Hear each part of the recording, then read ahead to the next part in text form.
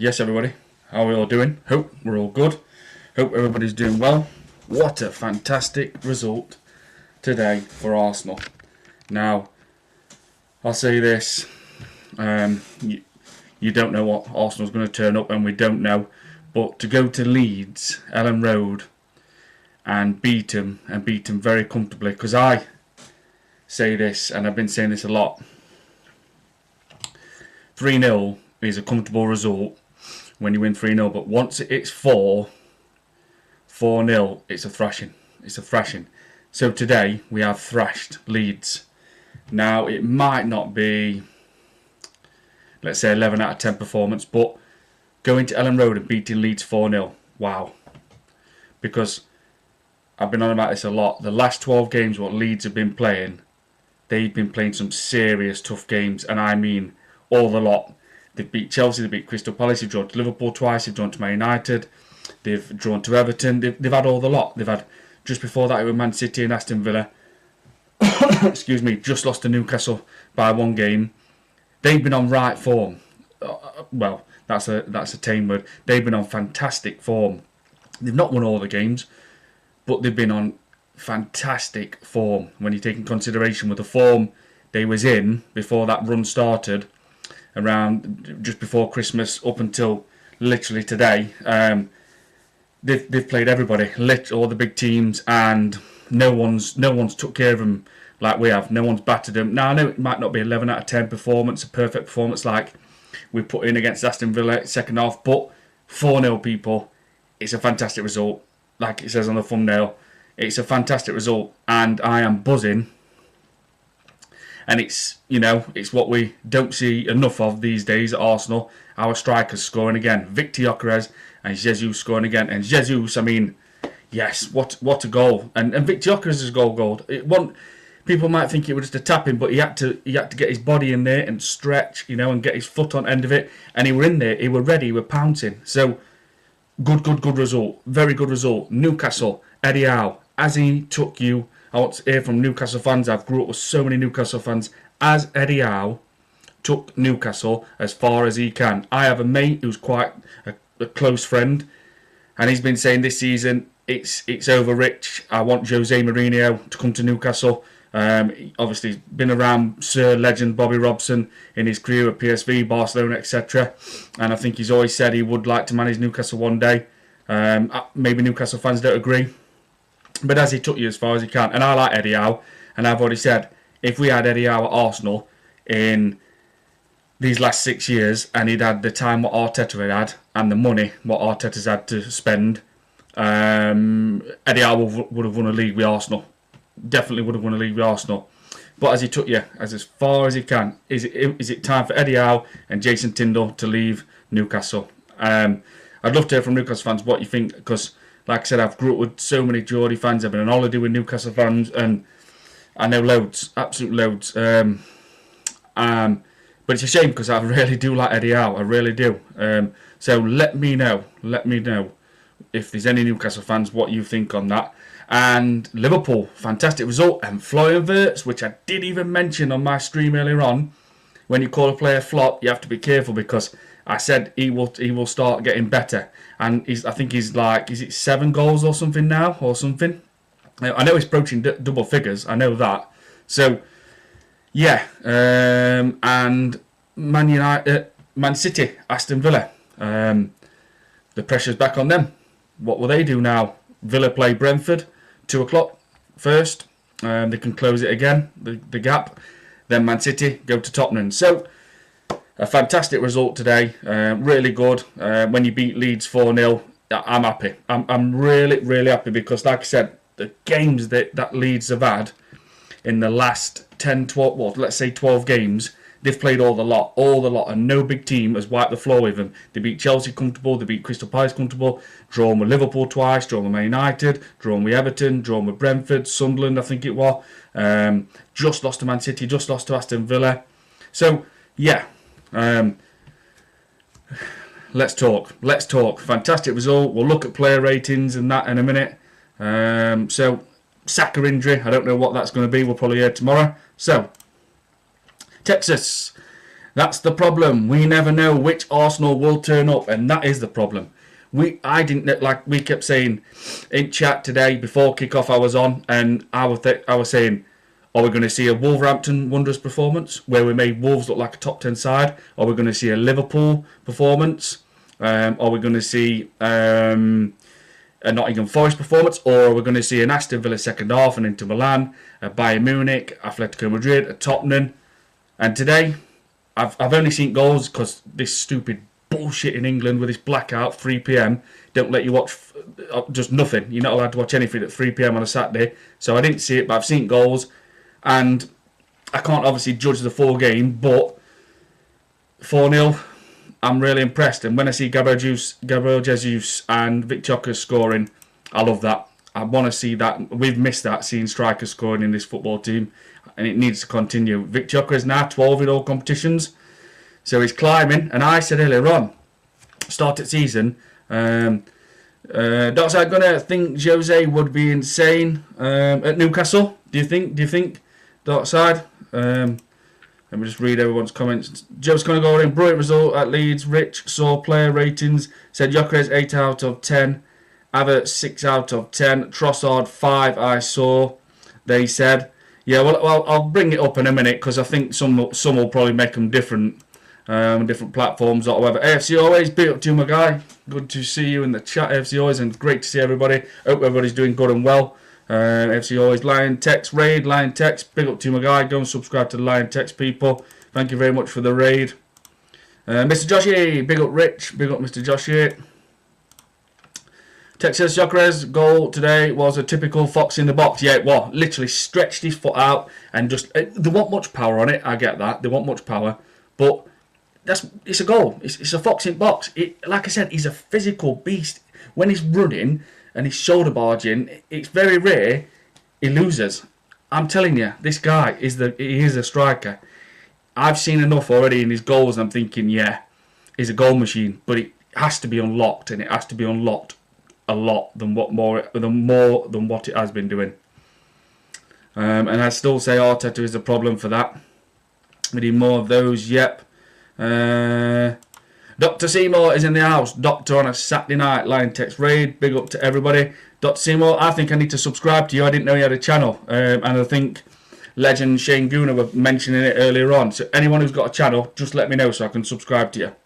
Even if you don't put content out. BX Gooner 8129. Release the hounds. Yes, that's what I'm saying. When the wheels get chucked off. When the handbrake just goes... It's time to go. And we can go. We can go, people. Literally, this team can go, and they can thrash teams. And we've got a fantastic defence. I always think, don't matter who it is, I always think, we're not going to concede today. I know we've been leaking a few goals, but I'm always confident every game that we can keep a clean sheet against absolutely anybody all over the world. And I know that don't always happen, but I am. When it comes to smashing teams, I'm not confident, and I won't be against Chelsea. I won't be against Sunderland, because I've seen it a lot this season where we've gone from playing fantastic against Aston Villa in second half to then going to Bournemouth on that following Saturday night and thinking, yeah, this was like a one-off again against Aston Villa, where we do turn up about every 7 games and put that kind of performance out. Because the game against Bournemouth, we were scraping at times, you know what I mean? And I'm thinking, come on, man, we've just literally absolutely battered Villa in second half, who were the most informed team in Premier League, and then we go to Bournemouth, and then we're folding again. There's no freedom in our play. We're not expressing ourselves. We're not playing with intensity. We're not playing with urgency. So I hope it starts now. We need to see more of that, at least every 3 games, where we absolutely destroy a team. Dot Seymour, old faith for our client victim Gyokeres and free Eze. Yeah, I'm not very happy about Eze playing. It's bugging me that he's not getting game time. It really is. Dot Seymour, big up BX, JCG, Dark Side, Madueke, Mr. Joshi. Big up to everybody in my chat as well. Big up FC always, absolutely buzzing. I hit 1,400 subs. Congratulations. On the way to 1,500. Well done, Mr. Joshi. Go and subscribe to Mr. Joshi as well, people, or everybody in the chat. Abdul, do you think City will win tomorrow? Yes, I do. Tottenham's got a bit of a bounce, and I'll say because they've got Solanke back, and he's scoring, and he's not been in he's been injured nearly all season. But I think Man City will beat Tottenham tomorrow. I really do. James Conor Gordon, Dr. Seymour, BX Gunner, Dr. Butts, Donald Zaram, can't believe I will be a Spurs fan later. You can't do that. Dr. Seymour, no, we don't do that, Donald. If we win anything, it'll be on our own violation. That's it, absolutely. Not hoping others do a job for us. Absolutely. I can't do that game. I can't roll into that. Can't jump on the Spurs bus. I can't. Mr. Joshua, big up Dr. Seymour. FC always, Mr. Joshua, big up, congratulations on that, bro. Well deserved. Yeah, well deserved, Mr. Joshua. Dr. Good, like I said, Rich, as long as we get ball in net, long we get ball in net, lad. As long as we put that ball in net, we'll be fine, let me tell thee. We'll be fine, you know. Mr.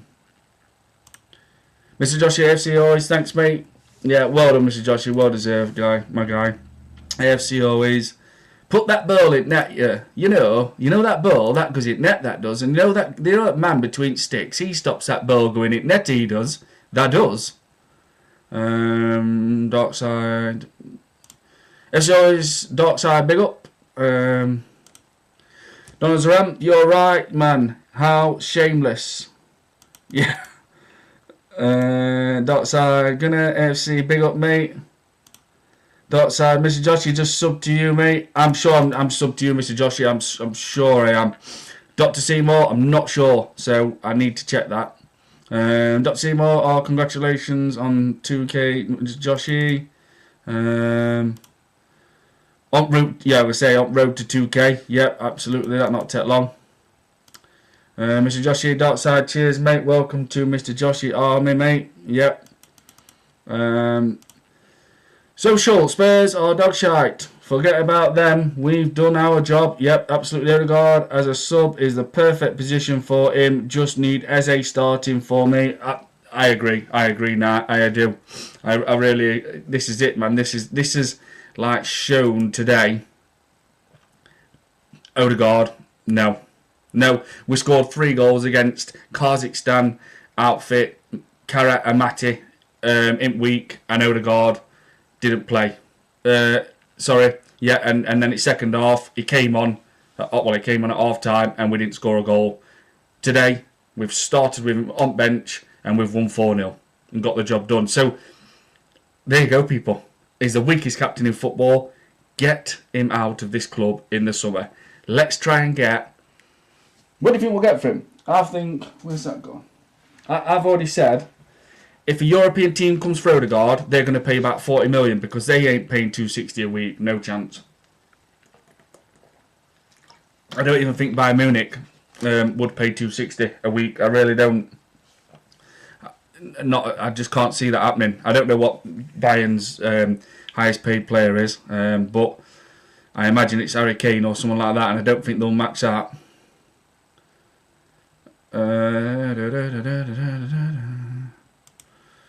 So please smash up the likes and subscribe to the channel as well, people, if you are new. I'm trying to get to 700. I think I'm about 12 away or something like that. No. 14 away, I think, or something. Maybe 14 away to get to 700. Where are we? I wanted to do it in my first full year on the 17th, but that's past now. Texas, knowing Arteta, I won't be surprised if we make Sunderland look like prime Barcelona next weekend. Well, this is it, Texas. This is how it gets you, mate. And this is what makes you feel. And we're not doing it to be idiots or make things up. It's just what we've seen over time. This is what it makes you think like. Dr. Seymour, that sounds like the intellectual heartland of Alabama. Well, if you're about the accent, that is a Yorkshire. Brian Clough, the legend, let me tell thee. You know, lad, you'll put that ball in net and then you'll shut up and get on with game. Dr. Seymour, big up, social joins. Dark side going, I personally think Spurs will get a result. Wow, positive dark side, my guy, positive. Dr. Seymour, thanks, mate. I can see why you're saying it though, dark side, because like Spurs have turned up against Dortmund this year, haven't they? And they can turn up, they can, but I don't think Man City are going to have many more errors until end of season. And I might be wrong at that. I might be wrong because this is not the same Man City side. The defence is just not how it used to be. They haven't even got a Diaz of 2 years ago. Obviously, Madueke come into the team now. I think, and it round about the time where I was thinking when he's back, I think Johnny Stones is back for Man City. I'm sure they run about it earlier on Gillette Soccer Saturday, so he will probably go in and start partnering Mark Gay for a bit.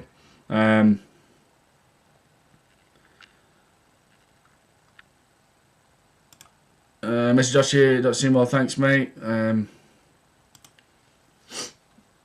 Donald's Rump, Odegaard finally found out that we can score if move the ball forward, not around. Yeah, absolutely. Just get him gone, man. Just get him out this team. It's time for him to go now. He's done. He's done. He's had a good season with us. He was dire last season. He's not been any like different kind of, I would say, this season really. That's how going to Spurs or City's bogey team, I think. Yeah, they've caused them a few problems. I think they've done them at Etihad as well in the last few years.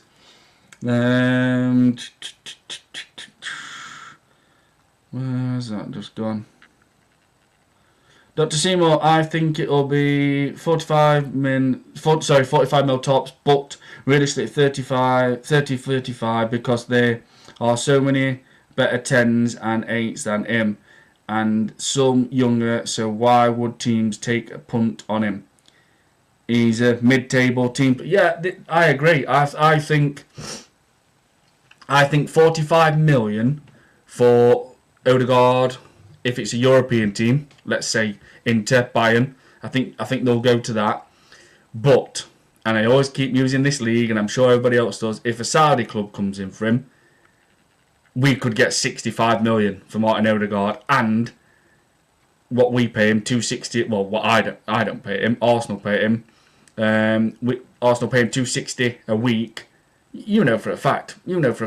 Saudi clubs would just probably give him £350,000 a week, or even £400,000 a week. You know that's how they roll. 260 at your club, okay, mate. We'll give you 150 or whatever £1,000 pay rise a week, and that's how they roll, man. It's just how they do it, so they can get that player over the line. He'll probably go there for 2 years, and then he'll be back in Europe, playing for. Or he might end up at Lion City Sailors, I think, Indonesian team. I think Odegaard might end up there. Or Sexy Pot. I can't remember what country they're from, but there's a team called Sexy Pot, and I can't remember what country they're from.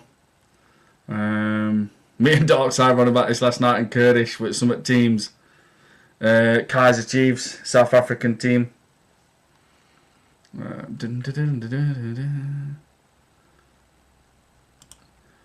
Joseph Conagordin, most likely be same 11 on Tuesday. Big up to you, Joseph Conagordin. Big up to everybody in the chat as well. Hope everybody's doing good. Sophie Jones, big up Dr. Seymour. Darkside Gunner, tax free. They will give him £600,000 a week easily. Yeah, in fact, it wouldn't surprise me actually, Darkside, mate, because they'll just be like, here, have it. Make sure he turns up and he gets signed and it's done. Signed, sealed, delivered. That's what they do with these players. They make sure they get them because of wages they offer. Donald Zaram, Arsenal is just bad at selling players. Yeah, that needs to change. Andre Berta has to change this. Because it is embarrassing. And I'm talking really embarrassing. KK, get it. Laughing, emoji. Good seeing the chat. Dot saying, Odegaard will end up at Kaiser Chiefs. Yeah, absolutely. Orlando Pirates. Yeah, absolutely it will. Definitely will. So,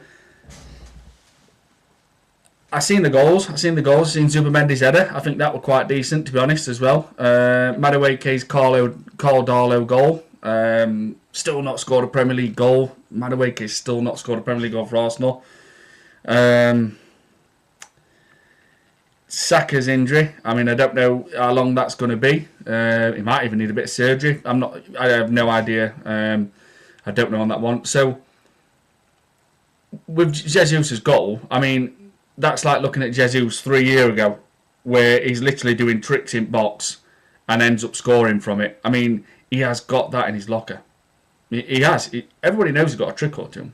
Jesus is individually, he's very skillful. He's really strong at ball, and he's unpredictable. Like today, I'm looking at him thinking, "Wow, what's he doing in box?" And next minute, ball in bottom corner, and he is capable of doing that. So, I said this at the start of the season with Jesus.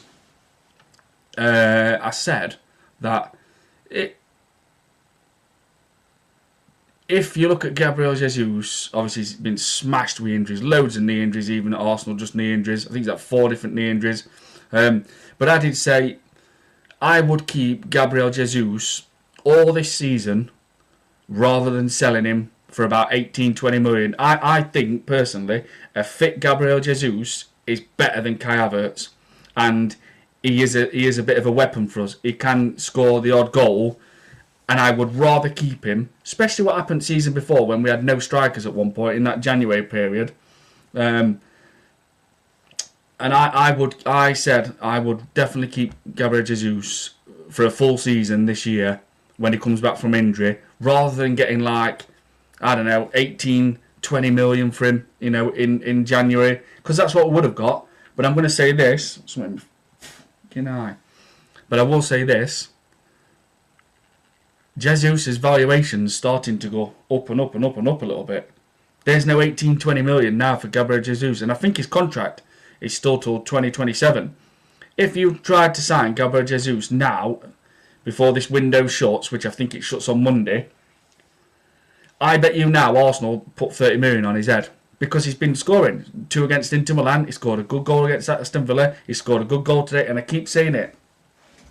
All it takes is a player to have 6 or 7 good games where they score a few goals. Next minute valuation just goes boom, massively high, because social media blow it up, because people's talking about, oh, Gyokeres Jesus, yeah, he's looking sharp since he's come back. Pundits talk about it pre-match, post-match. Commentators will mention it. People will post pictures on social media, and that's how it is now. And it gets blown up by social media. So if we went to sell Jesus now in this window, which I am still keeping because we need all the firepower we can at the minute, you're going to get about 30 million now for Gyokeres Jesus. And I'm not bullshitting neither. You would get 30 million for Gyokeres Jesus, definitely.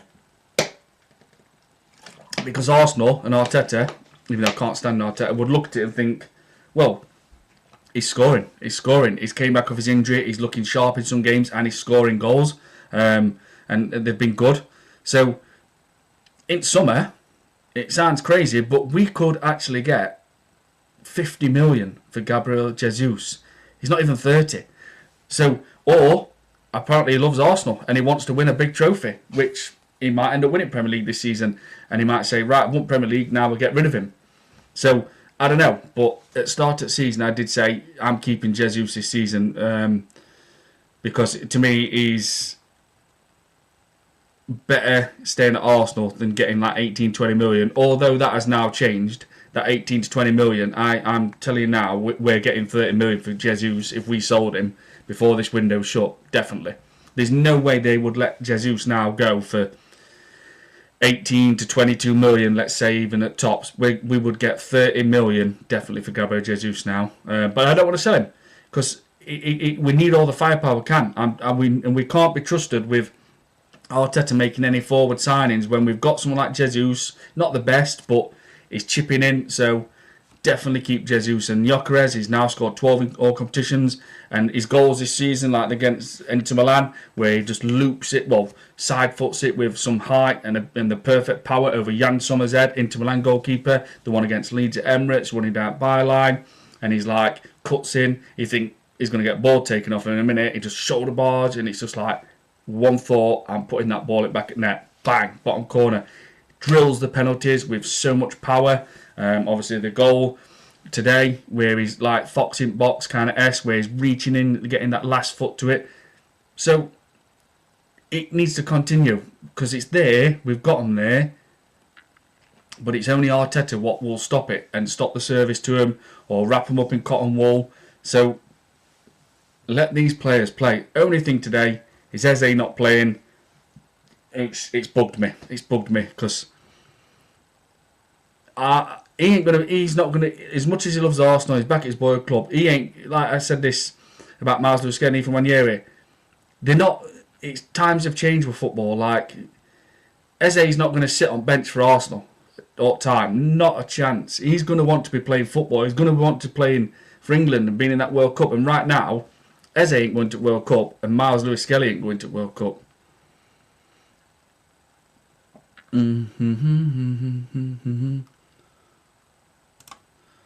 Don't see more. No way he'd go to Saudi. Could you imagine pillow foot stinking out of the place in Riyadh?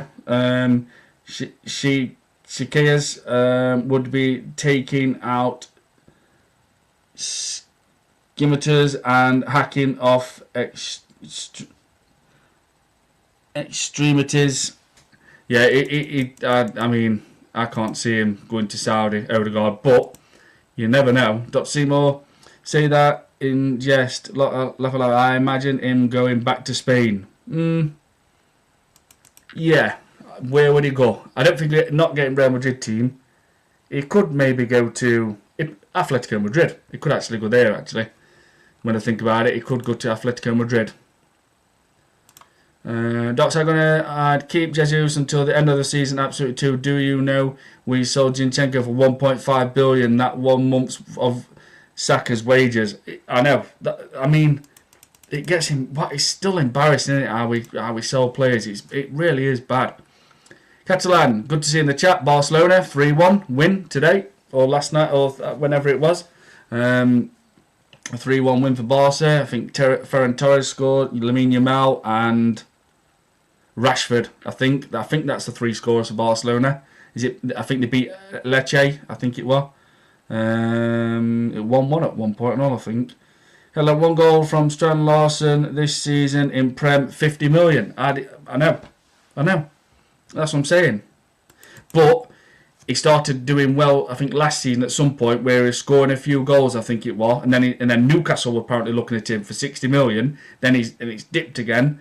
And then now, how have they got that? I don't know how they've got anywhere near that because his form's gone down massively. Got to see more. Supposedly Berta is dangling Jesus and cash for Alvarez in the summer. Maybe. Because I do want Julian Alvarez at Arsenal in summer. Dot side, Gunnar. Insanity. I really do want Julian Alvarez. I think he's class. Dot side, Gunnar. 50 million for Larson. He has 2 goals and assists in 22 matches.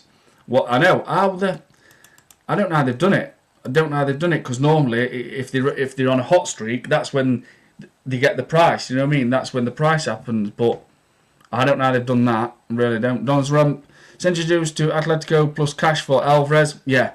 Let's hope Jesus keeps scoring. Hopefully gets a tie to wheels. And then we send him to Atletico Madrid. And we might only have to pay about 50 million for Alvarez. Because I think if we're doing Alvarez without a player, Atletico Madrid spent about 78 million, I think it was, on him. I think it was something like that from City. And I think his contract's up, what is it? Is it 2030, I think, or 2030, I think, or something like that. I can't remember. So Atletico Madrid are definitely going. Whoever tries to sign Alvarez are going to ask for 100 million. 100% they will, because they're going to think, well, he's done great for us as well. We got him for about 78 million-ish. They're going to make you pay. It's simple as that.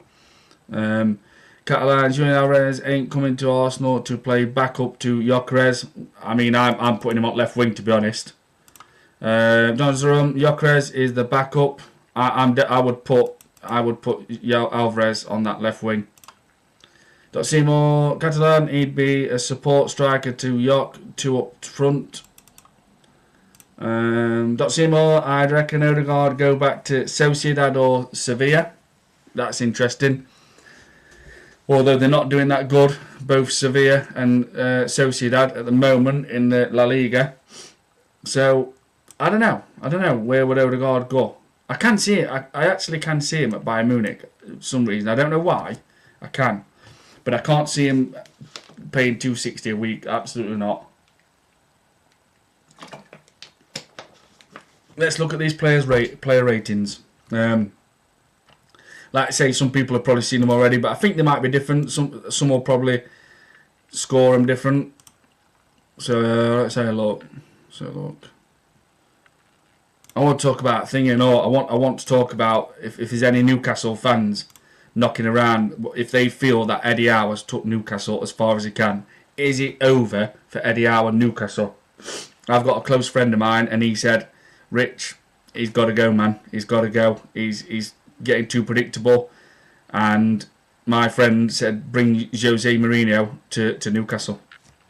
So, this is the player ratings. So, we've got David Raya, 7 out of 10. Had a quiet afternoon, but made one crucial low save from Pascal Struck. Header to maintain the clean sheet. Jurien Timber. Move that fucker up there. Jurien Timber, 8 out of 10. Excellent at both ends. Linked effectively with Madueke and was instrumental in the high press. William Saliba. My favourite player for Arsenal.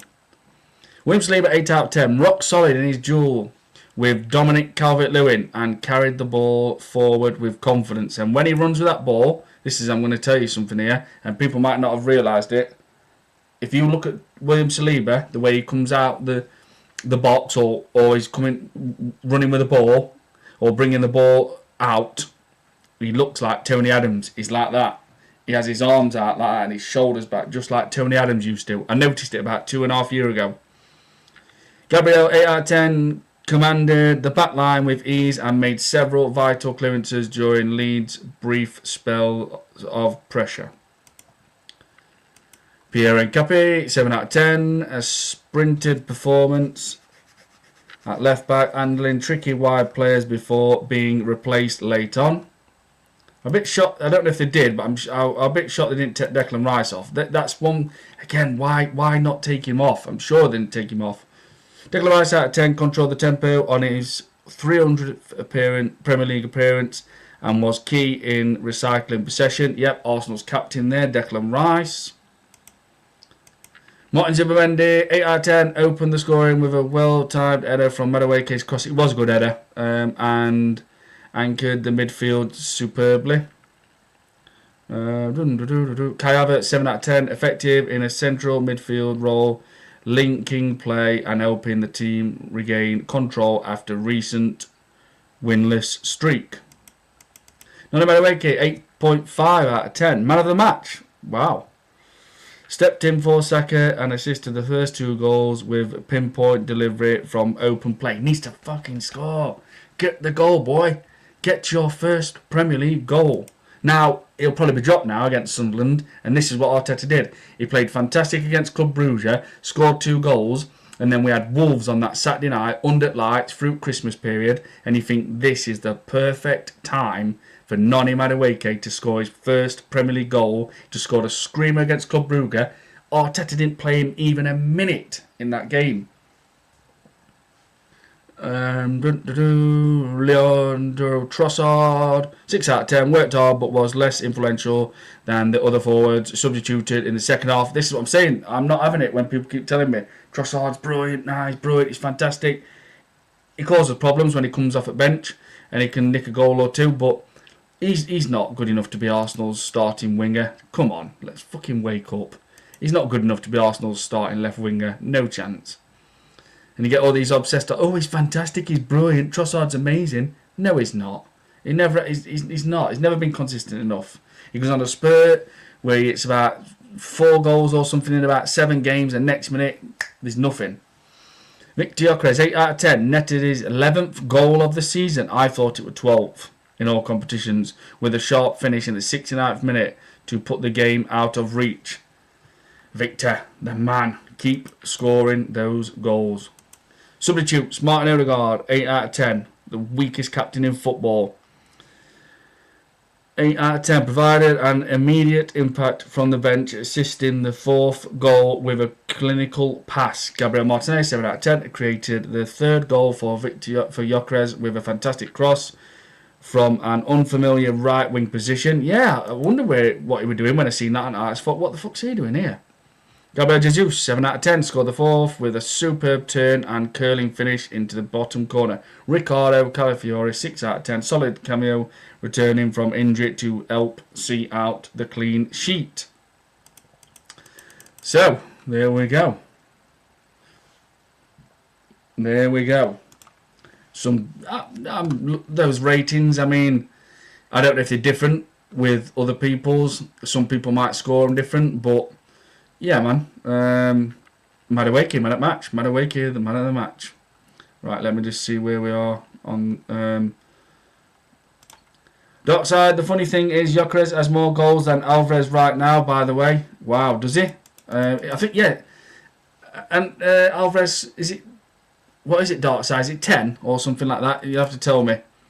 Terry Tibbs, how are you? Good to see you in the chat. The Gyokeres haters better not celebrate. Stay on their side of the fence.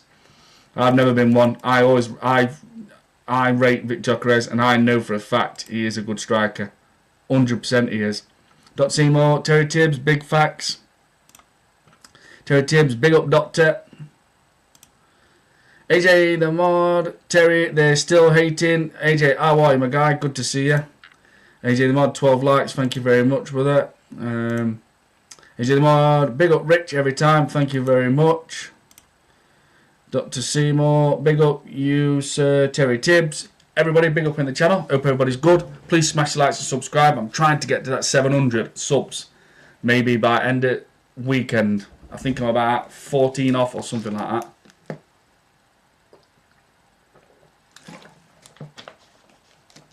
So I do want to talk. What do I think to this Saka injury? I think I'm hearing it hip, hearing a groin. I haven't read anything more on it at the moment. I don't know. I don't know if it's going to need. You just don't know. Surgery, a couple of weeks, precautionary. You don't know. You just don't know. But I also want to talk about Newcastle. I would love to get some Newcastle fans in this chat. I want to know if Eddie Howe has took Newcastle as far as he can. He's done great with him. You know, he's got them to semi-finals. He's won the first cup in 69/70 years. Is that it? Is that it for him? Is that it for Eddie Howe and Jason Tindall at Newcastle? I'd love some Newcastle fans to jump in this chat, because I have grew up with so many Newcastle fans and they're fantastic. Been on holiday with him. I know loads, and I know one who's saying, a couple what are saying they would take Jose Mourinho. Is there any more? Big up Dr. Seymour every time. Abdul, how are you? Good to see you in the chat. Big up Rich and the chat. Terry Tibbs, AJ the Mod, the 18 because it's the agenda from the cantons and the sinews of the world. Absolutely, Terry Tibbs, mate. Absolutely, spitting facts there. Yeah, they're not saying nothing now, are they? Pricks. Dr. Seymour, big up AJ and Abdul. AJ, honestly, that could be the end of Saka career. I don't know what's happened, man. Don't know what's happened to him. AJ, I would take Eddie Howe in a heartbeat. He's getting predictable though, AJ. I will say this: like today, he didn't play no Visser, he didn't play no Walter Mulder. There were no. I mean, yeah, he went with Gordon. I know he scored. He went with Gordon, Elanga, and Harvey Barnes. And Harvey Barnes, I mean, he's class. He is class. Newcastle might end up having to put up a fight to keep hold of him, to be honest. Mr. Joshi, big up AJ. I really like Newcastle. Honestly, I always have. I've like I said, I've grown up with so many Geordies. I've been on holiday with him, and I always want Newcastle to do well. I really do. If Arsenal win league, I would want them to finish second. Abdul Rice was giving a small pep talk to the players during the celebration after the first goal. See, that's what I'm saying. That's not even a captain, but he's my captain. That is the captain of Arsenal Football Club, and he does it all the time. He should be made captain today. Well, tomorrow, meaning Sunday, but now for me, which I can say. Let's go in the pep talk to the players during the celebration after the first goal. Not the first time he has done it. No, he was shouting it when I think he was about when they played Tottenham, fucking kill him. When we played Man United, he was shouting. He's a proper captain. He's a winner. He's a leader. He's a warrior. He likes to be vocally heard. He implements fear into his own players, gets them fired up. Proper captain, and he should be the captain of this football club.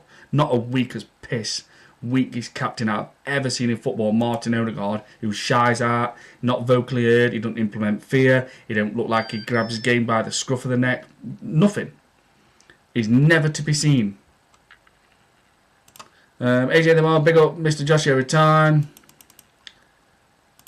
AJ Demar, I still think Eddie Howe wins us this league title. Oh yeah, if we had Eddie Howe over the last 6 years, Arsenal would have won a league, because he would have brought the balance. He would have got a striker a lot quicker than what Arteta had done, and a backup for Saka. Mr. Josh, I like Newcastle as well, Rich. Their fans are class. They're brilliant. They are the top fans.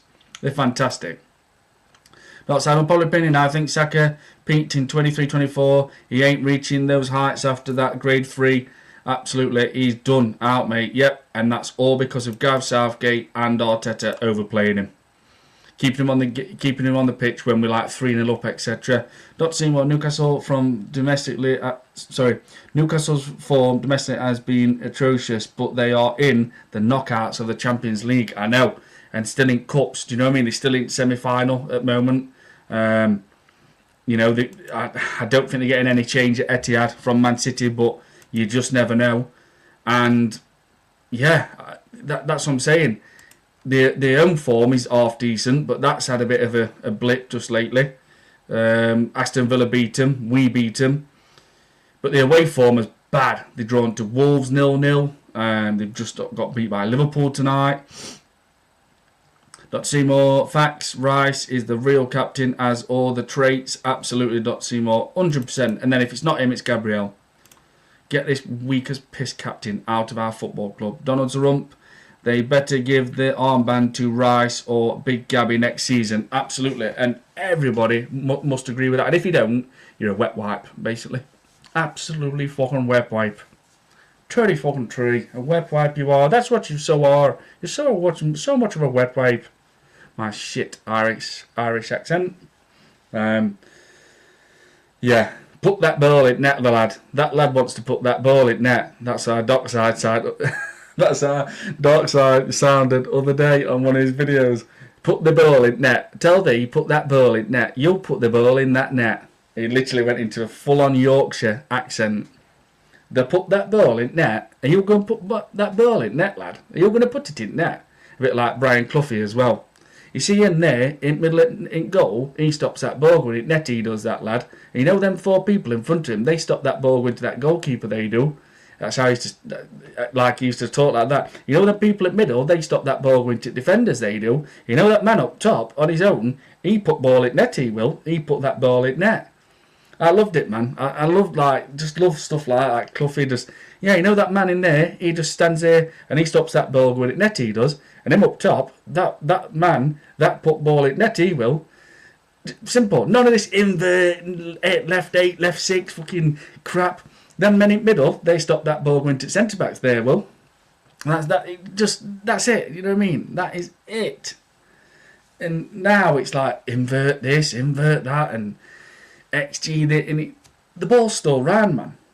You know what I mean? I just can't be on board. I know you have to change with time sometimes, but I just can't get on with all that. I can't.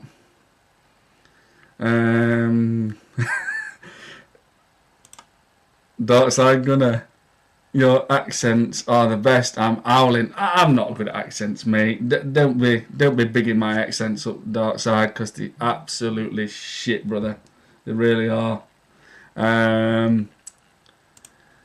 Donald Trump, can you do an Arteta impression? I don't think I can, actually. Shane Gooner's good at accents, man. He's good at Igal. He's good at Arteta. He really is. I was watching his show last night, The Last Irish Supper. He is good at accents. He is. You want to know something, guys? I'm telling you, Arsenal are going to win the league. No, DJB, no. when he says that, like, I think, how can you tell DJB no? An absolute legend. And Arteta, I don't know. It feels tough to do. I don't know if Arteta's is. Well, I I just tell my players, that, that it's hard. Arteta's really hard to do. Like, well, I love my licorice air, and my players, they all love my licorice air, and I think that of course they love touching my licorice air. It never moves. And that's what we have to do. Fantastic. We bring home solutions. I don't let my players play attacking sometimes, but we have to find a solution. Arteta's got, I don't know, it's hard to pick up. Like with Conte, I always used to think he would sound like, I think that,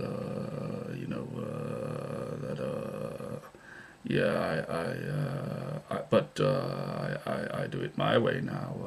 I think that, I think that we have to, I do it my way now. I just do it my way. I have to. It's my job, and I have to do it.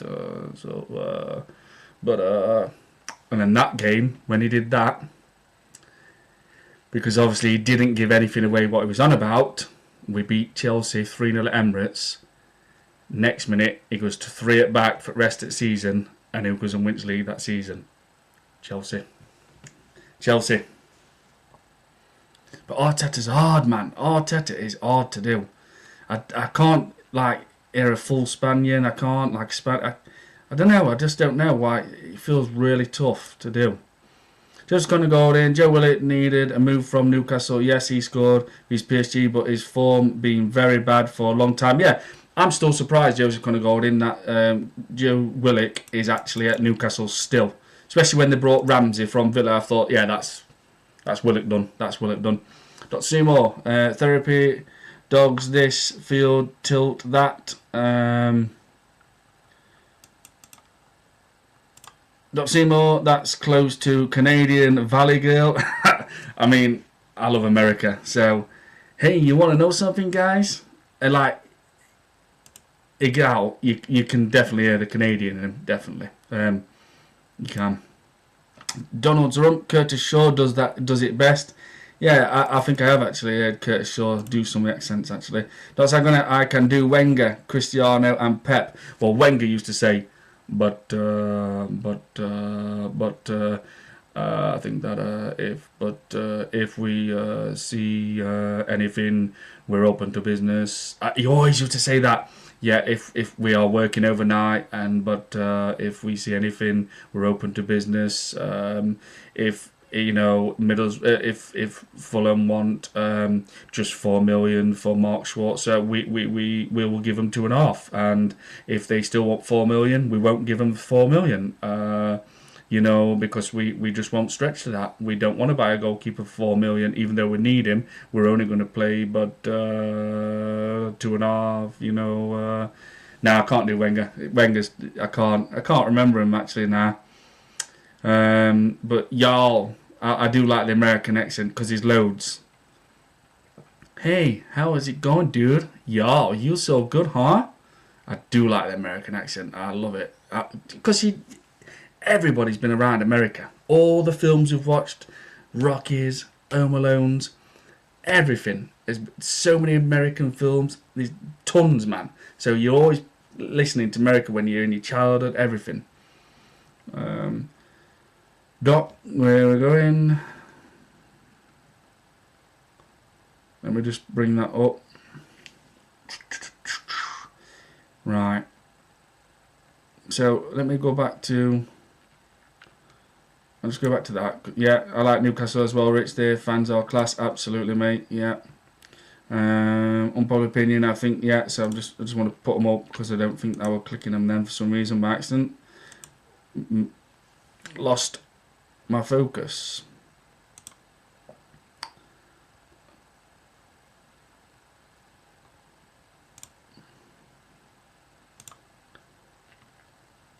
Joe Willett, yeah, that's it. Let me. Dotson Therapy Dog, yeah.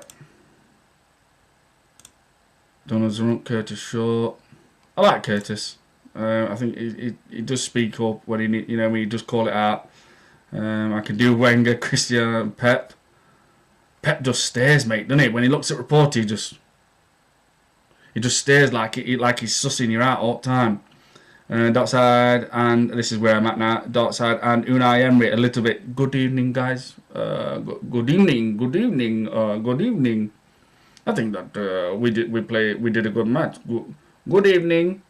No, I can't do it. No chance. No chance. I want good evening, guys. Good evening, and I want my players to do good match. I want maximum effort from my players. Good evening. No, it's too hard. It's too hard. I'm making an absolute tit out of myself, but I don't give a fuck. No one's putting a gun to my head. That's how good. My Pep is probably my best one. This has turned into an impression. This show, guys. What the fuck? Don's Rum, to be fair, you sounded more like Daniel Farke. Oh, Farker. Ha! Leeds manager. That is difficult. Has anyone seen that guy who's on internet? What's his name now? Is it Paul or something? Where he dresses up even with like Sean Dyche. He does everybody. Daniel Farker, Steven Gerrard, Brendan. He does absolutely everybody. What's his name? I sub to him. I can't think of his name now, but he's got thousands of subscribers, and he's brilliant at it. Brilliant. Get it back from injury. He's like a new signing. Wenger, yeah. Make sure I pop that one up. Yeah. I'm all off now. I'm thinking of impressions. Fucking hell. Dot Seymour. What a memory unlocked. Can't believe we were haggling for Mark Schwarzer for a few mil when we had donuts like aluminium, yeah, manual aluminium, and Flappy Yansky, yeah. Well, this is it. Like, I think we did it. Dot Seymour. I think we did it with Mark Schwarzer, Gary Cahill, and you might remember the beast at back who we could have done with at the time, Chris Samba for Blackburn. And I think that were about 3 million for Chris Samba, 5 million for Gary Cahill, and about 3 million or something like that, I think, or 3.5 for Mark Schwarzer. And at the time we needed him. We needed him. That's him. Darren Farley, that's him. That is him.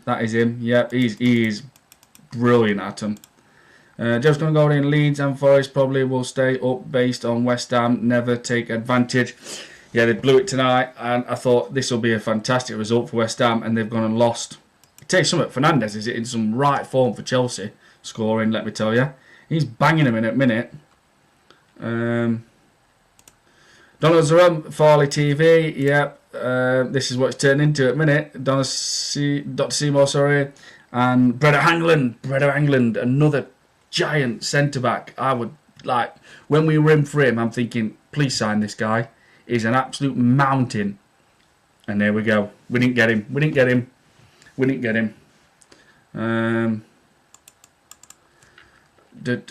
Hangland, Dot Seymour just unlocked a memory there, mate. Just going to go to midfield. What about Julian Draxler? Oh, good hell. How many times were we linked with Julian Draxler? Oh my God. And we never got him. Never. Who else was it? Julian Draxler. Who was the other one? Who was that other one who we always got linked with? Jan Mavia. That's it. Jan Mavia, the centre midfielder. Yeah, he had a nasty streak in him. He would have absolutely smashed Odegaard to pieces if he'd have been playing at the side of him. Jan Mavia, that's it. That's all. Jan Mavia, Julian Draxler. Oh, man. I think there might be another one. I'm sure that's something my eyes, didn't we? Well, so yeah, Jan Mavia. Yeah, he would have literally battered Odegaard. If he had to play outside of him, he wouldn't have let him just dawdle about round pitch. Where's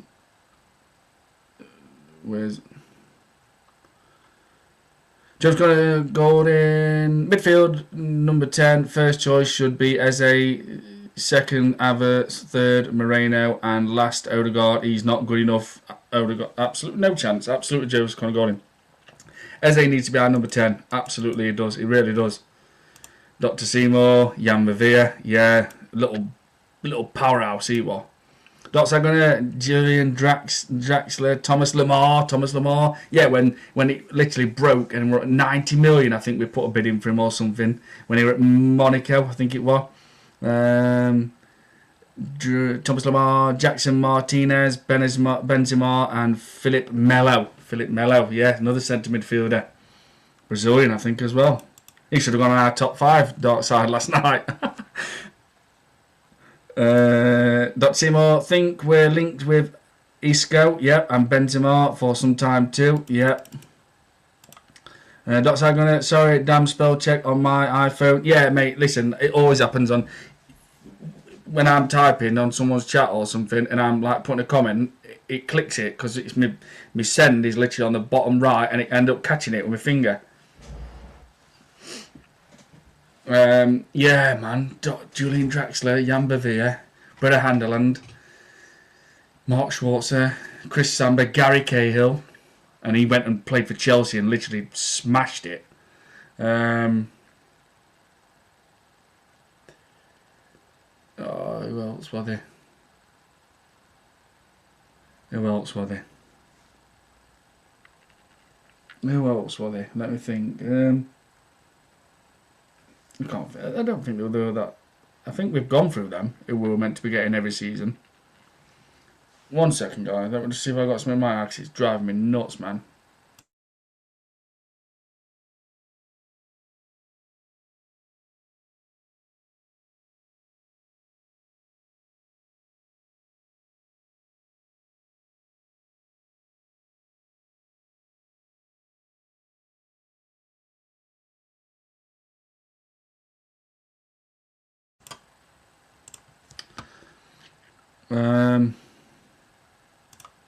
Just going to go in Saka and Odegaard, most overhyped players from some fans, I feel. It's getting that way, Joseph, mate. It is. Like, I think this is starting to become a problem with Saka. I really do. And like Darkside mentioned it, and a lot of people agree, it is from that tier 3 hamstring injury. I think it's messed his career up. I really do. And Gareth Southgate and Arteta are both to blame for that because they've overplayed him. They've literally overplayed Saka. Arteta were keeping Saka on pitch when we were winning 3-0. I mean, why? Do you know what I mean? Or when we've been winning 3-0, he's been bringing him on. Like, and obviously Gareth Southgate, he can take blame for it as well.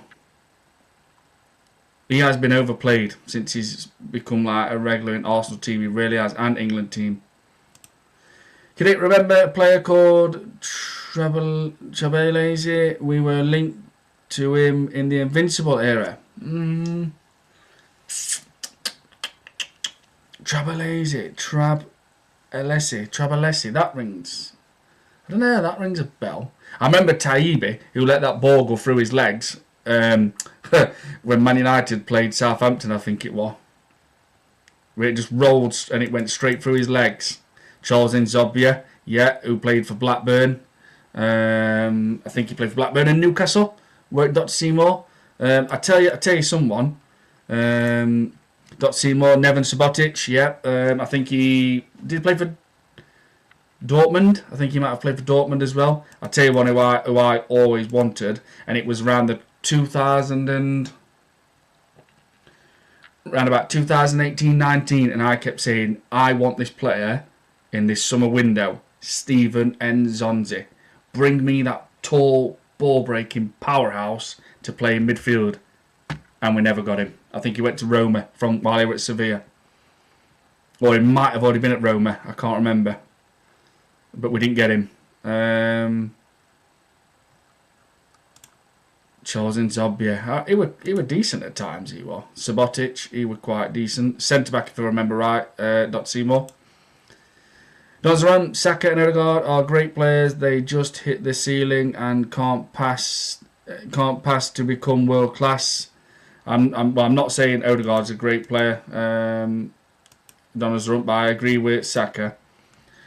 Joe's going to go in because I remember how good Saka and Odegaard were in 2022. That was then, but we have to say what's happening now, though. Yeah, exactly. And I tell you something, it might start becoming a bit of an uncomfortable conversation. And I know for a fact Saka's like people say, star boy, just signed his new contract. But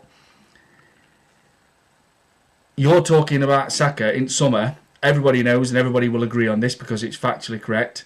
Saka's worth about 100 million, you know, and that's what he would have been worth in summer. I think that's dipped. I think Saka's now on 70. I think at summer, Saka was in that 100 million bracket. I do.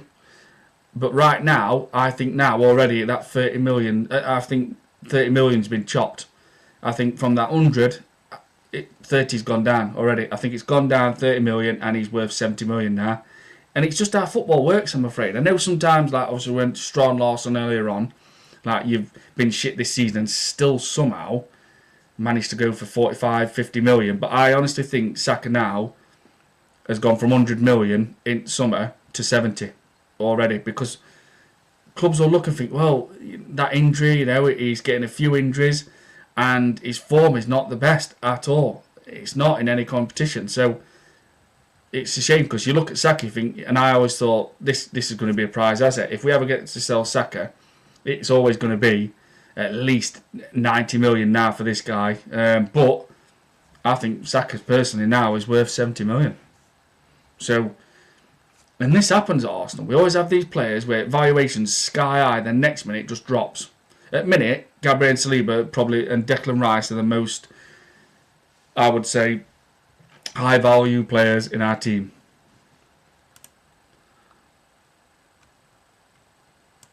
Ryan, Arsenal fan. Hello everybody. How are you, Ryan? Good to see you in the chat, and hope everybody is good in the chat, and big up to everybody. You absolute legends. Dotside, it's funny, I saw some top gooners put Saka and Zubimendi in an all-time Arsenal 11. Oh my god. I mean, this is what I'm saying. This is what some fans we've still got at this club, or followers should I say. In an all-time Arsenal 11, let's be honest, a prime Wiltord, Sylvain Wiltord, would be our best player right now. Sylvain Wiltord, Fox hit box. I liked him. I did like Wiltord. Mate, when we had Bergkamp, Henry and backup of Carnu and Wiltord, if Bergkamp and Henry, which was very rare, couldn't get the job done on that day, we'd bring Magic Feet, Nwanku Carnu on, or we'd bring the little fox in box, Sylvain Wiltord on. I miss those days. And that's why I want to see it now. I want to see strikers and wingers scoring in this team. Dr. Seymour, I feel like I remember Loic Remy, he were another one. Jan Klaas Untelet, he were another one. Absolutely. This was one.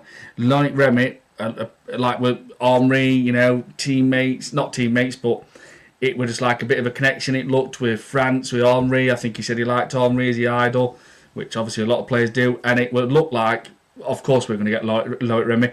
But if I remember right, Dr. Seymour, Loic Remy went to Newcastle at some point. He did come to the Premier League and he went to Newcastle. Jan Klaas Untelet, I can't remember if he ever came to the Premier League. I can't remember. I know Schalke, Ajax, Real Madrid, AC Milan, I think it was. Bigler, being linked fairly often. I'm not big. Lucas Bigler, is that Lucas Bigler? A midfielder. I think you mean a midfielder with that Bigler, don't you? If Bigler.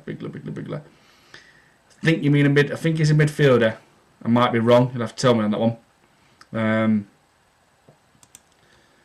Ryan, the Arsenal fan, when is the window closed? I think it's. You know what? This is first time I hadn't even checked. I think it's Monday though, Ryan. I think the window will close on Monday.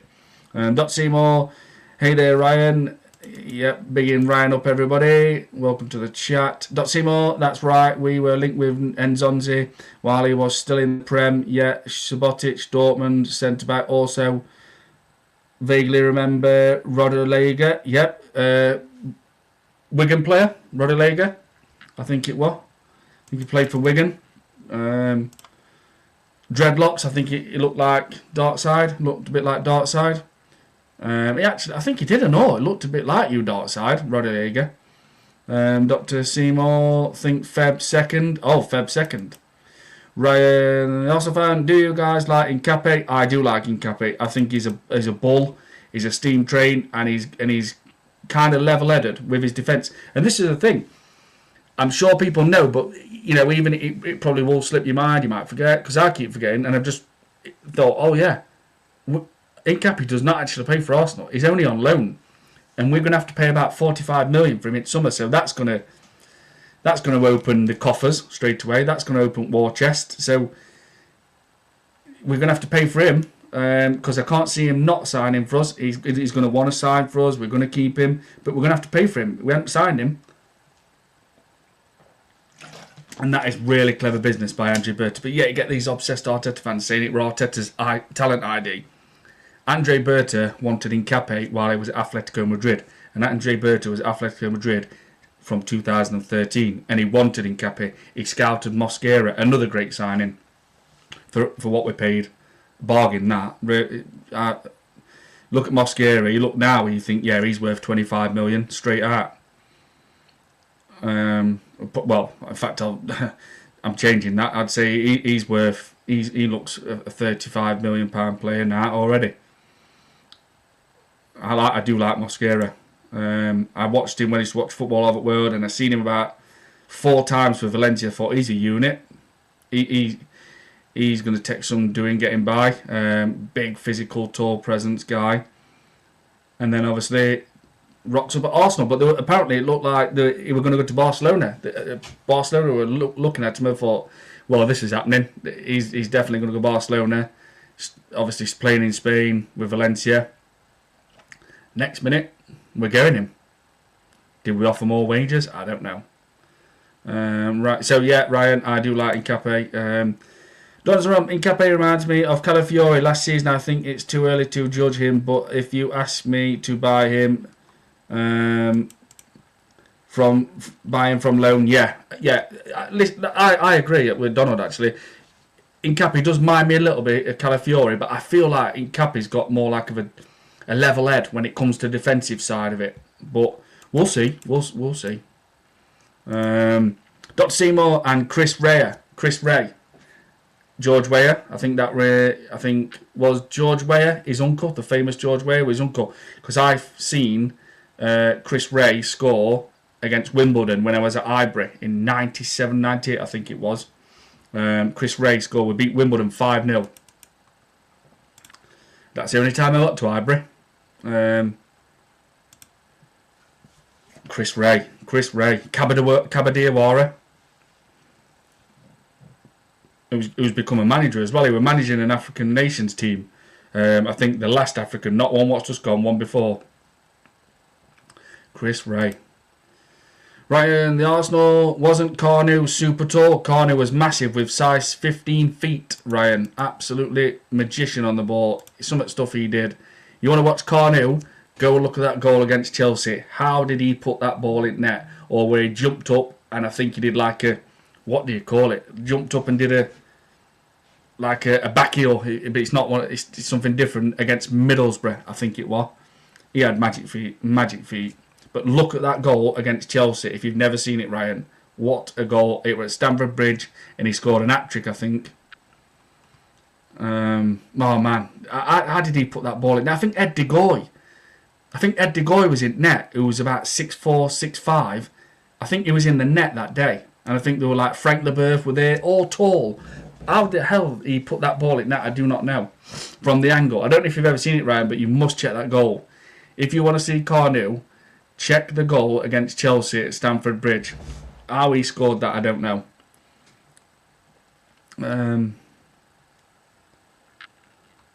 Let me just see. Yeah, so Ryan, if you've never seen it, mate, go and check it. I love Wiltord, man, and I'm criminally underrated. Sylvan Wiltord was underrated. I agree, Dark Side. Even Ali Adier in League Cup was reliable. Jermaine Ali Adier, who's now, shall I say, a puppet, but he's in and around Arsenal. He's involved. He's literally there match day. He does post match like in studios and stuff. He's on payroll, I would say. But I did like Jermaine Ali Adier. Just that little bit of a backup we needed sometimes. To see more massive injuries though. Ali Adier always got injured. Dot Seymour, yeah. If Incape, solid player, absolutely. Dot Seymour, you remember right for all three. Yep, thank you very much, Dot Seymour. Dot Seymour, yeah, that's right. We have a legend just entered the chat. Darts Gunner. A lot of people forget that we nearly got Hazard. Yeah, Eden Hazard, but got Gervinho instead. Yeah. How did that happen? And how did that turn out? Gervinho, mate. Oh, I thought he looked good when he first come. Bit sharp, bit rapid, trick or two. No. Lawrence Emmanuel. Big up to you, my guy. Good to see you, Lawrence. Hope you're well. Good result today, but still not sold. Oh, no. 100% no chance. Same, Lawrence. Fantastic result beating Leeds. The last 12 games, they've played nearly every single big team, and they've not been smashed once. And they've took care of like Chelsea, Crystal Palace, drawn to Liverpool twice, drawn to Man United, drawn to Everton, drawn to Brentford, drawn to Sunderland. Just lost to Newcastle by the last minute. And obviously, we've gone there today. But Lawrence, I'm saying, mate, like, if someone said to me, are you confident beating Sunderland next week? I think it's next week, Emirates. No. Because I in my head, I think if we turn up against, like we did against Aston Villa in the second half, and the Bayern Munich, Inter Milan, Tottenham,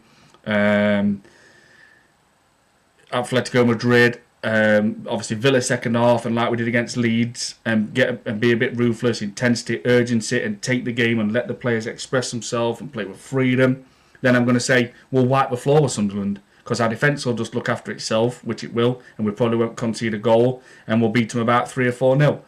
But in my head, I think, what about the Forest performance? What about Liverpool, home and away? What about Man United? What about Everton? What about making Wolves look like a top 10 side?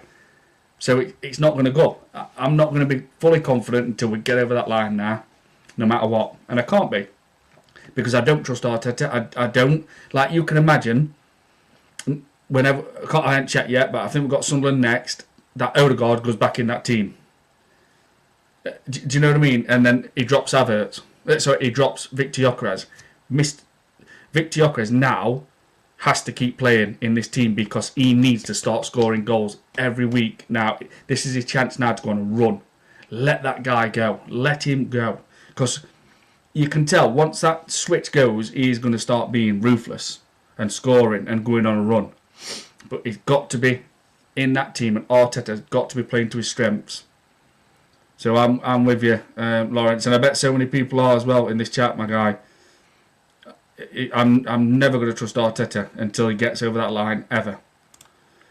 Dot Seymour, big up Lawrence. Yeah, big up Lawrence Emmanuel, legend. Dot Sagunner. I remember to commentary for that canoe. Can you believe it? Ah, chills, man. Yep, absolutely. Was that Martin Tyler, Dark Side? I think it would have been. Dr. Seymour, yeah, that Carnew goal was sick. Right parallel on the touchline. That's what I'm saying, Dr. Seymour. How did he do it? And I'm sure Ed De Goey was in net. He would have been 6'4" at least, I think, Ed De Goey. I'll be shocked if I'm wrong. And then I think there were Frank Leboeuf there. You're talking 6'2", 6'3", maybe.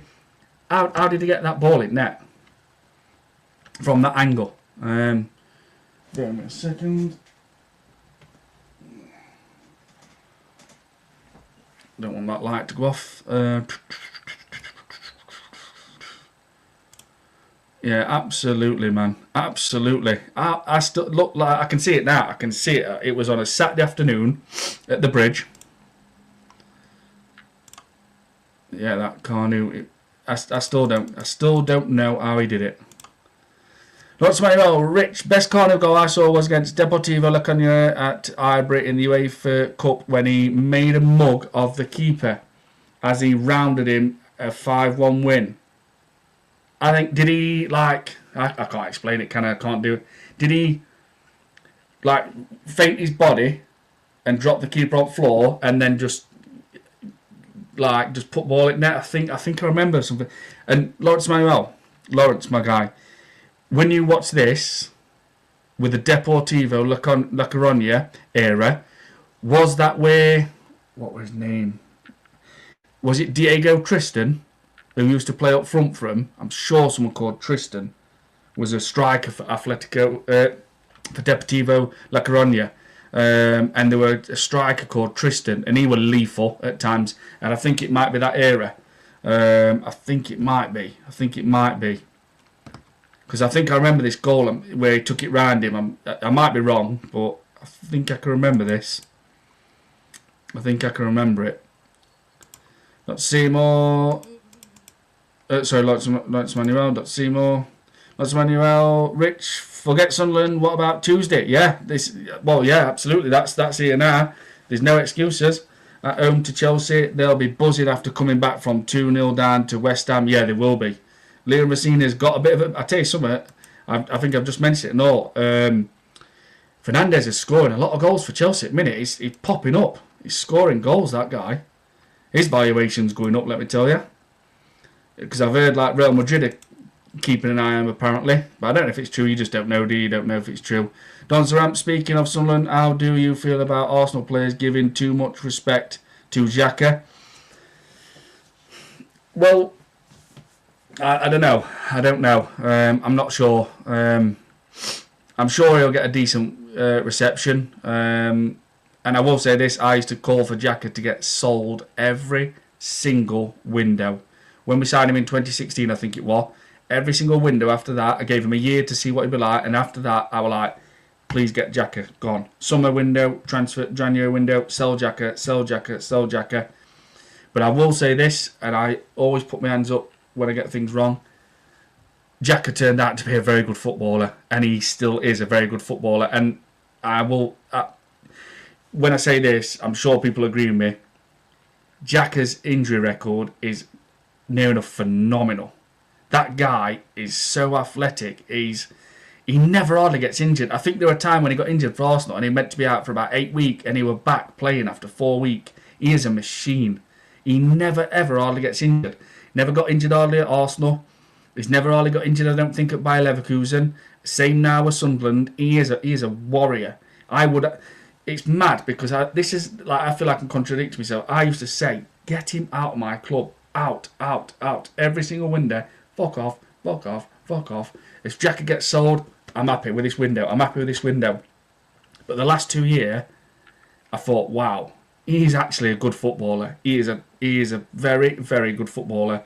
He's got that grit about him, that nastiness about him, but he's calmed it down a little bit. He's matured with it. So it's like all that like nasty streak, that grit about him, he's kind of calmed it down a little bit. He's still got that bite in him, but he's not as rash as he used to be when he was at Arsenal in his early parts of when he were obviously with us. And he's turned out to be a freaking good player. He's a solid outfit, and I would have him right next to Declan Rice like that. And I can't believe I'm saying that, but I would. Even last season I would have, replacing who I don't like to mention on my channel, even though I was a massive fan of him and I thought he was Arsenal's best midfielder. And we all know who left Arsenal for certain reasons. But Saka, the last 2 seasons at Arsenal, I thought, this freaking guy's a good footballer, man. He's a good player. Kanu was sick, absolutely. I'm sure it against Middlesbrough, where he jumped up and he just went like that under, swept it while he was in air and let his foot go under. It's hard to explain. Like if you were on floor with ball and you do a Cruyff turn, but he jumped up and did it like that. I'm sure against Middlesbrough. Sure it was.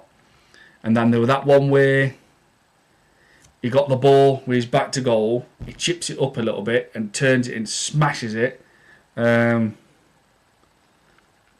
I'm sure. I can't remember that one against neither. It might have been West Ham. I'm not sure. Not Seymour. Let me see. Not Seymour.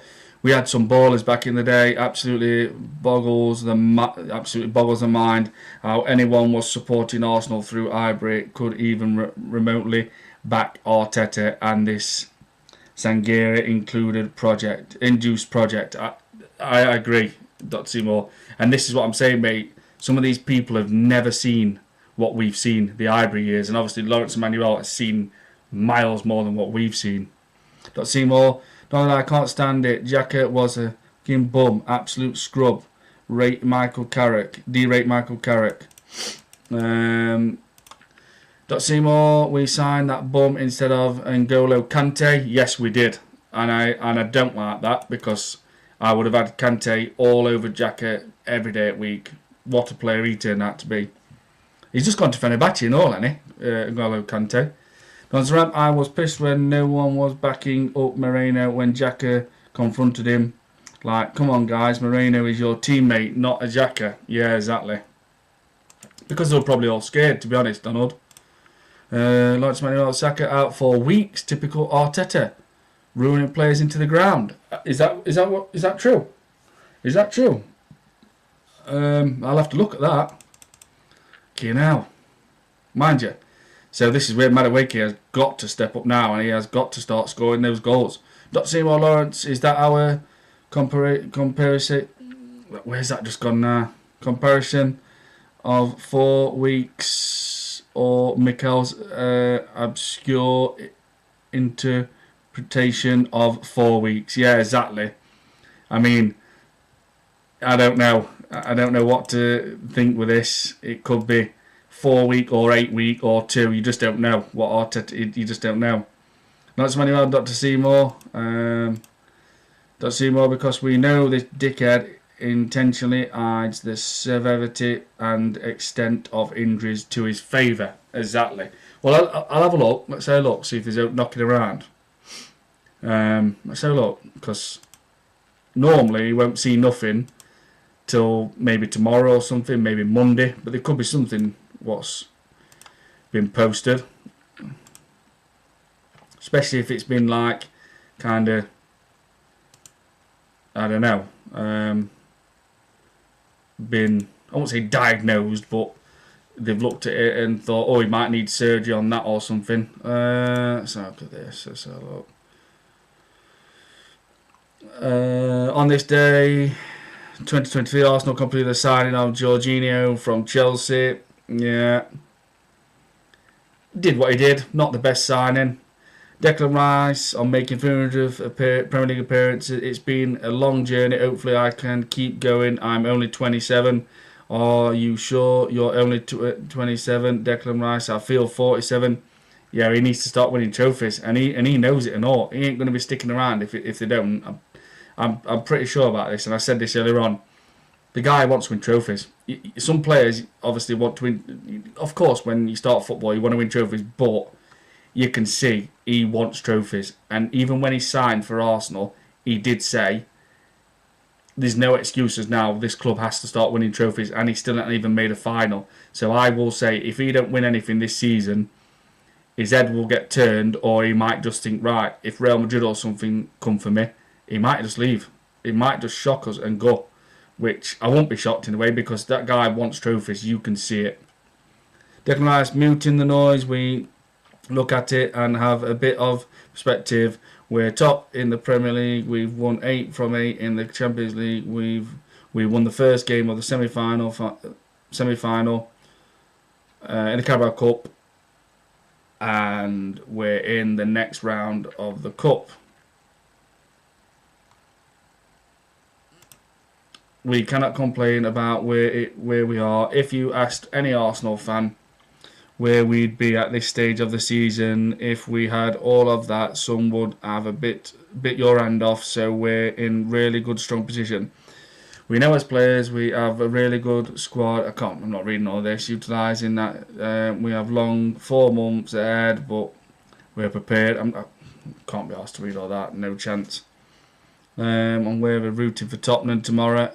Declan Rice on whether he's rooting for Tottenham tomorrow. You've put me on the spot there. We're in tomorrow. We're training because we have a semi-final on Tuesday. If I can watch it, I will. If not, I'm not too bothered. We have to control what we can control and keep winning games. There's not long left to go. Every game is a cup final. We need to have this mentality and keep pushing. What will be, will be.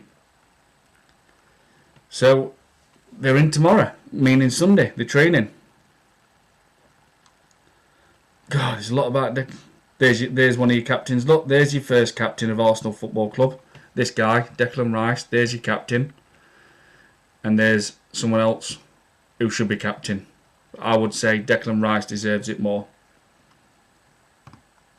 I just don't... Like, when you look at those two, and you see the passion, the grit, the energy they bring, you know, that winning warrior mentality, that natural grit, that leadership, and then you look at the weakest captain in football, Martin Odegaard, the mouse. I don't see nothing about Saka's injury. Oh, here he is, look, get him out of my way. I don't see anything about that. I don't see anything regarding Saka's injury, Lawrence. I don't know if it's up or anything, mate, or I don't know. Dot Seymour, Justin Niggle ends up being 6 to 8 weeks, then there's a setback, etc., etc., etc. Add Noisism. It is. That's what happens. Yeah, it does, especially with Arteta. Notes Manuel, Rich, who do you want to win out of Spurs v Man City? I don't know. I don't know, man. This is awkward, isn't it? This is awkward. Because if I say a draw, then it swings back to Man City closing gap a little bit. I don't know. I never want Tottenham to win. But right now, this is all about Arsenal. So if Man City win, they're back to 4 points. So I don't know. I do not know. And they've got a tricky game next. I think they've got Liverpool, Man City next week, I think. I don't know, man. You've got me there, Lawrence. You've got me there. Not many else. City win, they'll be 4 points behind. Absolutely. And Villa and all, Aston Villa, they've got Brentford first. They'll close the gap to 4 points. That could be closed by 2 PM tomorrow. Well, say 4 PM. City win, they'll be 4 points behind us and drag Spurs nearer to the relegation zone. If Spurs win, City will be 7 points behind us and will help Spurs get out of relegation zone area. Yeah. I mean, I don't know, man. Just even saying that you want Spurs to win, though, it's difficult. It is difficult. It is difficult because that can push them further down. But then Man City having 4 points, Man City being 4 points behind it is nothing for them. They've proved it. They can catch us at 8 points. So I don't know with this. This is tricky, man. Abdul, lose-lose situation for Spurs. Yeah. Abdul, why did I say Abdul? Donald Zerump. Yeah, lose-lose situation for Spurs. I think I'm getting tired-ish. I think. Seymour, what you just quoted from Declan there, that's exactly on par with language all the Arteta sexuals mimic. Ask any Arsenal fan where we'd be at this stage of the season. They'd bite your hand off. Great point, Donald. It is. Yeah. But it means nothing. We're just borrowing. You know what I mean? It's like, oh, yeah, we're top at league in January. And? Who cares? Who cares? You know what I mean? And that's like all these Arteta sexuals, obsessed Arteta fans. They think that's it. They think, oh yeah, we're top at league. League's won. It's done in January. Bullshit. It's not done at all.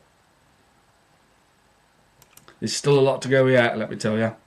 And I'm not writing Aston Villa off. I am not writing Aston Villa off. I don't think they'll win Premier League title.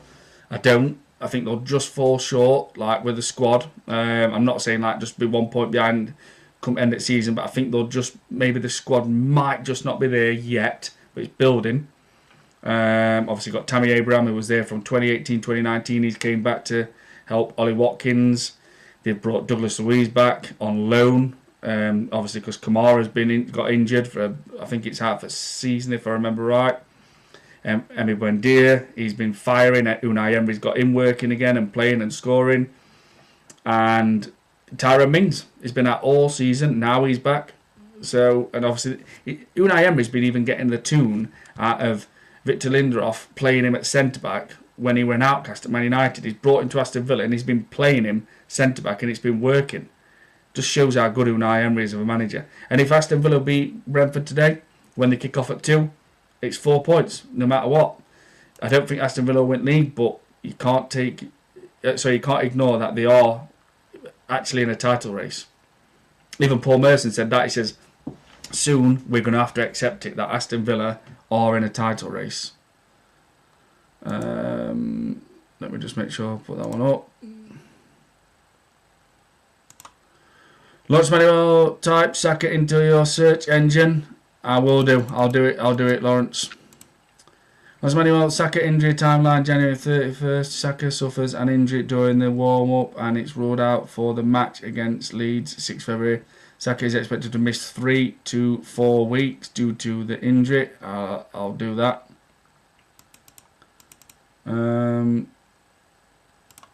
Can it just want the result which helps keep us ahead in the title race? Doesn't mean we supporting Spurs. I just need the best result. Yeah, I agree, Kidit. I agree. Kidit, do you think Son missed on purpose in that game against City a couple of years ago? I don't know. I know people talk about that. Listen, I don't know about that. I don't know. A lot can say, yeah, he did, of course he did, and then some people, you just don't know.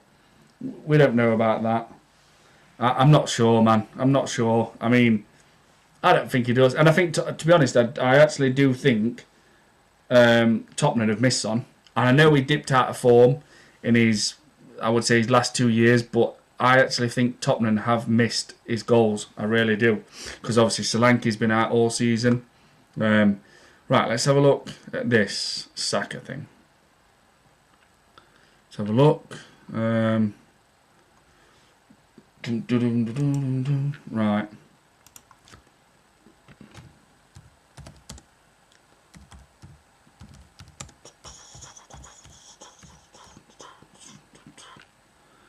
Let's have a look.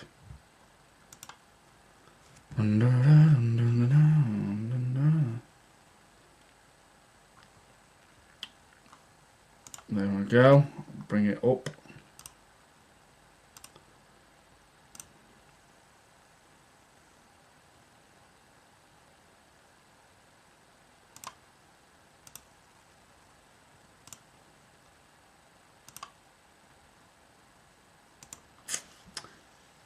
So Bukayo Saka is currently being assessed following a groin hip injury sustained during the warm-up for Arsenal's Premier League match against Leeds United on Saturday 31st January. We know all that. Why? Initial reports from manager Mikel Arteta described the issue as a little niggle. Yeah, we've heard that before. It's a niggle. Subsequent of updates suggest he could face several weeks on the sidelines. Wow, several weeks. Now, and I'm not an expert. I'm not a doctor. But when I hear groin and hip, I always think that might need surgery. Now I could be wrong, but I think I've heard like this kind of before with it. And you think when you hear a groin, you think hip as well. I always feel like it needs surgery. I mean, 7 weeks. Wow, that is a long time. Face several weeks on the sidelines. Oh, and guess what? We've let Ethan Wanyeri go because of this prick of a manager. Injury and status timeline incident. Saka was named in the starting 11 at Ellen Road, but pulled up during drills, appearing to clutch his groin or left hip before heading down the tunnel with a physiotherapist. Current status, he was withdrawn from the squad and replaced by another Madueke. Yeah, he's scheduled to undergo formal medical tests today, Sunday, to determine the full extent of damage. Recovery forecasts, some reports indicate potential absence 3 to 4 weeks, though the club has yet to officially confirm the return date pending the results of today's scans. Next fixture availability is highly doubtful for Arsenal's Carabao Cup semi-final, second leg against Chelsea, Tuesday. Arsenal's team context, Saka's injury comes at a critical point as Arsenal sit 7 points clear at top of the league. Replacements, Donny Madueke, 100, yeah. So, wow. This is what I'm saying. This is where we could have done with Ethan Wanyeri. Well, we needed Ethan Wanyeri anyway. We should have never, ever have let that guy go. Breakthrough season, 9 goals, scores in 3 different competitions, EFL, Premier League and Champions League. What more do you want? What a breakthrough season for a young lad who's going to be 19 in March. So now, if Saka's out, we've got Madueke, and he hasn't scored a fucking Premier League goal. So that guy needs to really, really turn up now and start scoring Premier League goals, or we're in shit. Because we are at Saka, which he's not even been that good this season, but he obviously is the first choice right winger. Then it goes to Madueke. Who's Madueke's backup? Because Ethan Wanyeri is no longer in the building. He's done. He's gone. He's out. So why did we get rid of Ethan Wanyeri? This is just little things like this what pisses me off about Mikel Arteta. There's no need to get rid of Ethan Wanyeri. He could have played a big part in this season. He's fantastic. He's great at travelling with the ball. He brings that intensity, that urgency. He's a goal threat. He's forward thinking. He's always causing problems with defenders. And he likes to score goals. And I'll say this for the billionth time. You're a young lad. You have a breakthrough season. And you score 9 goals in your breakthrough season as a young lad. And scoring high level of competitions. Champions League, Premier League. And obviously EFL, not the highest. But Premier League, Champions League. 9 goals, no competitions. And you're telling me that you don't deserve to be playing any minutes this season. I'm not having it. It's bullshit. It's bullshit. You couldn't have asked for a better season from a young lad as a breakthrough season. You really couldn't. You really couldn't. Some players, a 25 have a breakthrough season and end up scoring 9 goals in all competitions, and it's classed as, well, half decent. You know what I mean? Yeah, we can say, yeah, that guy scored 9 goals, all competitions. We need to obviously improve it, but not too bad. This is a young lad, man. This is a young lad who's scoring in Champions League, Premier League, EFL. Causing problems. A perfect backup for Saka, right wing. A good number 10. The way he travels that ball, he causes havoc. And against PSG, second leg, Arteta just stood there and didn't even bring that guy on when we were desperate for a goal. He took the piss out of him towards back end of season. Then back end of season, played Ipswich. They were on a Sunday. Come on, we had about 5 minutes. Bang. Oh, Ethan Wanyeri scores because he loves scoring goals. Marseille debut, Ligue 1 under Roberto De Zerbi. Plays for Marseille, debut, bang, goal. That guy loves scoring goals. He loves it. He's an under-21 European Championship winner, so that guy's won more trophies than so many more Arsenal players, what we've got in the first team. I am a massive fan of Ethan Wanyeri. Like I say, he's going to be 19 in March. And just to add to that, Miles Lewis-Skelly will be 20 in September. Right now, Arsenal fan Madueke, I don't know if he can handle 20 games in a row. Well, I'm annoyed. I am annoyed that he has been let go. We need him now. We actually do need him. Because Max Darman, I don't think he's ready yet, and he will not be rushed back because he's been out for about 2.5 months. He will definitely not be rushed. No, you've got to think of Max Darman. His bones aren't even fully developed, nowhere near. So I've missed some comments here. I want to make sure I've got everybody's. Yeah. Do you think Son? Yeah, seen that one. Does seem it will be on par. It will be on par for playing for Spurs, kicking themselves in the dick if it meant spitting. Absolutely spitting Arsenal. Ryan the Arsenal fan, Madueke, I don't know if he can handle 20 games in a row. Donzarum, does Ranieri got a recall clause? I don't know with this, Donald, and this is what we have to always think about now when people go on loan. More than likely, I can imagine with Arsenal, they probably hadn't done it. Whereas if it's someone like Man City, Pep's going to do it 100%. He's even got sell-on clause, I think, with Oscar Bob, who's just gone to Fulham for about 27 million. He's made sure they've put something in there already to get like something back if they sell him on, because they probably know he might be a star. Because I think Oscar Bob's quite good, to be honest. So that one's there. Ryan Ossifan, Donald Oatflip.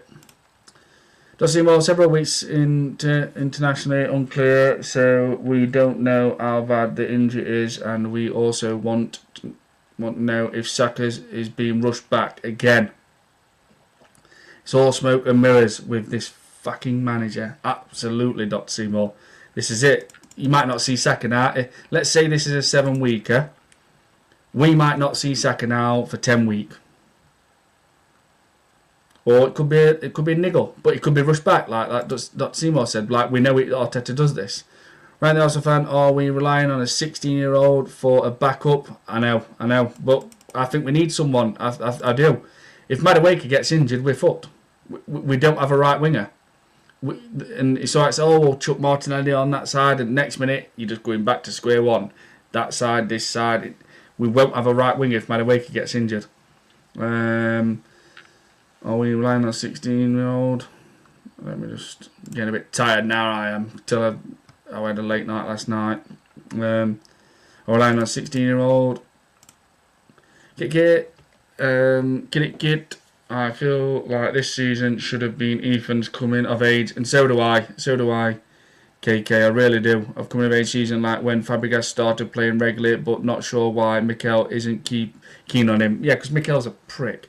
Because he hasn't been that good in defence. Well, Ethan Wanyeri, this is why I don't like Arteta, because he stops players and he takes the talent away. Ethan Wanyeri don't need to be very good at defending. Do you know what I mean? Like, another manager, I'm telling you now, another manager, Arsenal's 11 points clear. KK, he already played a big part last season, so it's confusing. Absolutely, KK. Breakthrough season. Young lad scored 9 goals, and you even scoring in Champions League, and you're not even playing at all. Donzram, get some rest now, Rich. Yes, I am calling it a day. Thank you very much, everybody, for joining the chat. It's been fantastic. We've shared some good comments. We've done some stupid impressions by myself. And everybody, I hope you enjoy the rest of your evening. Like if in America, it's about nearly 8 PM for you guys, or 9 PM, or even 6. If you're in Texas, it's approaching 8 PM. Yeah, absolutely. And big up to everybody. Please do smash up likes and subscribe to the channel if you're new as well. And take care, everybody. Have a good night. Let me just Dr.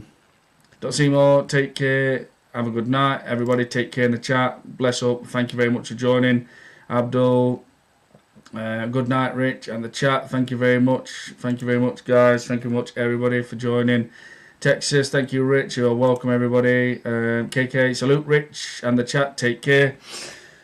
I guess it's over to Aston Villa, because I'm sorry, guys, and people might not like it, but you cannot ignore them. And they play at 2 o'clock today against Brentford, and if they win, Arsenal are no longer 7 points clear, and then it's over to Man City. But I'm gonna finish on this. If Aston Villa draw today, I think they're done. I think even if they draw, they're out of the title race. I think they're done. And if they lose, it's over. It's done. They are not even in a title race. If they lose today, it'll be over for them. If Man City win, then obviously it's 4 points, and be straight, like, and don't like. There's no bullshit needed. When Man City are 4 points behind you, obviously these obsessed Arteta fans are like, "Oh, I'm not worried about Man City." Stop being a dickhead. Stop being a wet wipe. When they talk like that, Man City 4 points behind any team is dangerous, absolutely dangerous. because they can hit a gear and they can go to 7th gear, 8th gear. So, yeah. Thank you very much, everybody, and take care.